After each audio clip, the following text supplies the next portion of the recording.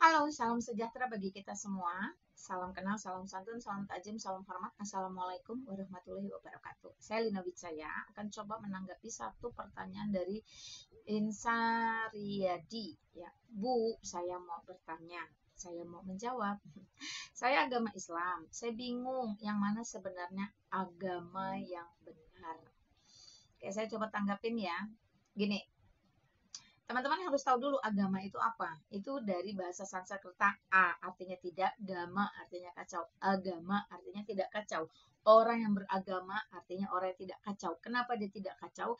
Ada peraturan, ada standar moral, ya pengertian kebaikan dan kejahatan di sana. Nah itu agama. Siapa yang bikin agama? Manusia berdosa. Manusia yang ada di muka bumi. Kenapa dia bikin agama? Sebagai satu cara atau upaya untuk dia itu mengenal Allah pencipta atau mungkin mencapai Allah sang pencipta itu. Nah, yang menjadi problem adalah Allah itu letaknya posisinya sangat tidak terjangkau, super duper maha tinggi, maha kudus dan seterusnya. Sedangkan kita ada di bawah di dunia yang terkutuk penuh dosa akibat perbuatan Adam. So, agama tidak akan pernah bisa membawa orang mencapai Allah apalagi mengenal Allah. Karena apa? Karena standar yang dipakai adalah standar yang berdasarkan logika manusia yang terbatas, sederhana, dan penuh dosa. Lalu kita berbicara apa dong kalau agama itu hanya memiliki standar yang sama, yaitu membenci kejahatan dan menyukai kebaikan. Nah, itu standar agama semua sama.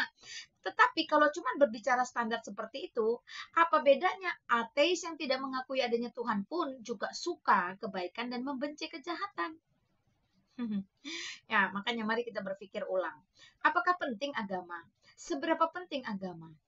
Oke, agama penting, seberapa penting hanya sebatas rambu untuk kita hidup di muka bumi agar kita tidak menjadi manusia yang kacau, yang merugikan orang lain, yang menjadi batu sandungan atau mungkin pelaku-pelaku kejahatan. Nah, tanpa agama sebenar pun di dalam sini manusia memiliki yang namanya nurani atau sanubari. Dan ketika nurani manusia ini mengerti akan kebaikan, kejahatan, sakit atau tidak sakit dan seterusnya, sebenarnya agama ada atau tidak, nurani manusia sudah bisa menjadi hukum yang menghakimi orang tersebut. Iya dong.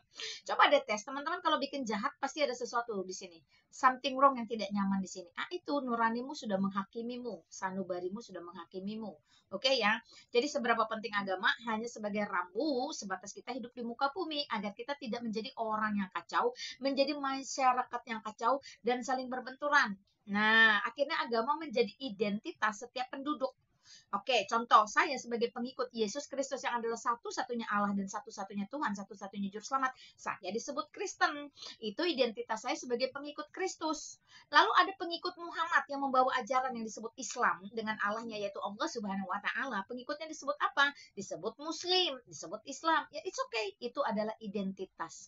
Nah, lalu mana yang benar? Secara standar manusia semuanya benar. Ya oke ya, standar manusia. Saya berbicara standar manusia ya toh, karena semua itu ada pendirinya. Tetapi kalau berbicara tentang keselamatan, berbicara tentang hidup kekal, berbicara tentang Allah yang benar, berbicara tentang Tuhan yang sejati, itu the one and only. Enggak bisa enggak. Itu adalah berbicara tentang Yesus Kristus. Karena memang tidak ada Allah, tidak ada Tuhan, dan tidak ada juru selamat selain Yesus Kristus. Apa buktinya, Lina Wijaya? Menarik ya.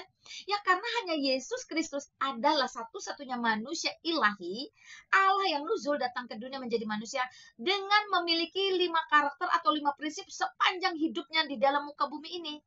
Dia memiliki kekudusan Allah ya, karena Allah itu kudus. Maka Yesus Kristus itu tidak ditemui kesalahan.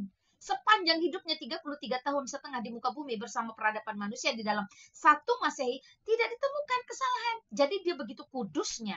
Ya, seluruh aspek kehidupannya tidak ditemukan kesalahan. Dia adil.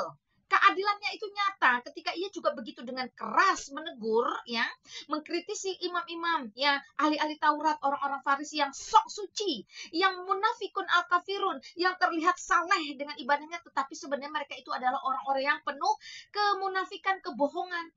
Jadi keadilan Yesus Kristus itu jelas, ya. Bahkan dia banyak membela orang-orang yang tidak mengerti apa-apa, tetapi selalu dizalimi. Dia kasih, karena kasihnya ia rela yang memberikan nyawanya bagi dunia, bagi kamu dan nenek moyangmu. Coba deh saya tanya kamu, emang ada pendiri agama lain selain Yesus Kristus yang rela mati buat kamu dan nenek moyangmu? Enggak ada.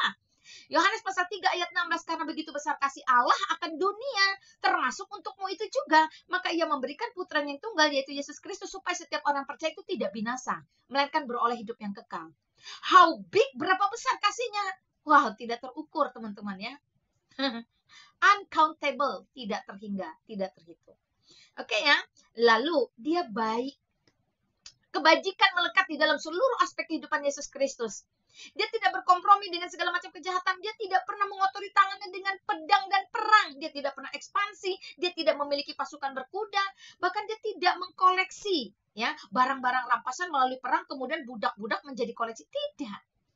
Kebaikannya bersifat mutlak. Bahkan hatinya tergerak oleh belas kasihan ketika orang berbondong-bondong mengikuti ia mengajar dari kota ke kota. Padahal tidak ada kereta api, tidak ada bus, tidak ada pesawat, tidak ada mobil. Maka ia menyuruh mereka duduk berkelompok-kelompok dan berdoa, memberkati 5 roti 2 ikan untuk memberi mereka makan. Karena sepanjang perjalanan mereka mengikuti Yesus Kristus. Bayangkan hatinya itu tergerak oleh kasih yang luar biasa. Mana ada di satu sisi sembari dia melakukan mujizat, di sisi lain dia menyatakan ini loh Allah penuh kasih. Ada yang kayak gitu? Gak ada, saya jamin. Dan yang terakhir, kebenaran itu mutlak ada di dalam Yesus Kristus. Bahkan seorang Pontius Pilatus pun berkata, tidak kutemui kesalahan dalam orang ini. So how? Lalu bagaimana? Karena jelas, ketika kamu sibuk minta ditunjukkan jalan yang lurus dan benar, yang notabene artinya kamu sedang berada di jalan yang tidak lurus dan tidak benar. Yesus Kristus dengan penuh confident dan kuasa berkata, I am the way, the truth, and the life. Akulah jalan dan kebenaran dan hidup. Tidak ada satupun yang bisa sampai kepada Bapa atau Allah, kepada sorga yang kekal atau hidup yang kekal, jika tidak melalui aku. Jadi kalau teman-teman masih berkata, dia cuma jalan, it's okay. Tetapi apakah jalan yang salah bisa membawa kamu kepada tujuan yang benar? Impossible. Karena itu dia mengatakan dengan kuasanya, tidak seorang pun, tidak satu pun, no one bisa sampai kepada Allah jika tidak melalui aku. So, the one and only, satu-satunya, no other's way. Tidak ada cara, tidak ada jalan selain kepada Yesus Kristus, melalui Yesus Kristus. Sehingga kita bisa berjumpa kepada Allah yang benar. Kita bisa menerima pengharapan untuk hidup yang kekal. Dan kita tahu bahwa kekudusan, keadilan, kebenaran, kebajikan, dan kebaikan Allah itu hanya bisa diwujud nyatakan di dalam manusia Yesus Kristus. Wow, luar biasa ya teman-teman. Jadi berbicara agama itu tidak membawa kita kemana-mana. Tetapi berbicara keselamatan pasti akan membawa kita kepada Yesus Kristus. Karena hanya Yesus Kristus yang sanggup membawa kita. Di dalam Yohanes pasal 10 ayat 28 sebagai penutup. Aku memberikan hidup yang kekal, supaya mereka tidak binasa sampai selama-lamanya. Dan tidak ada satupun yang bisa merebut dari tanganku. Demikian penuh kuasa Kristus memberikan jaminan mulia atau jaminan kekal. Tidak ada seorang pun loh yang bisa rebut dari tangan dia. Jadi kalau kamu menjadi milik Kristus dan Kristus menjadi milikmu, so, ya, berbahagialah ya. Karena apa?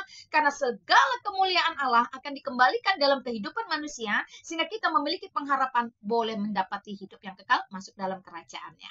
Haleluya, puji Tuhan teman-teman. Kalau hari ini kamu masih berpikir dan merenung mencari-cari, please Yohanes 14 ayat 6, oke? Kiranya Yesus Kristus sumber segala berkat, sumber segala kehidupan dan kebenaran, memberkahi kamu, merahmati kamu, sehingga kamu tercelik mata rohani dan mulai mengerti. Agama tidak menyelamatkan, tetapi Yesus Kristus satu-satunya sang juru selamat bagi seluruh umat manusia. Dari kekekalan sampai kekekalan. Amin. Oke, thank you ya. Salam sejahtera bagi kita semua. Assalamualaikum warahmatullahi wabarakatuh.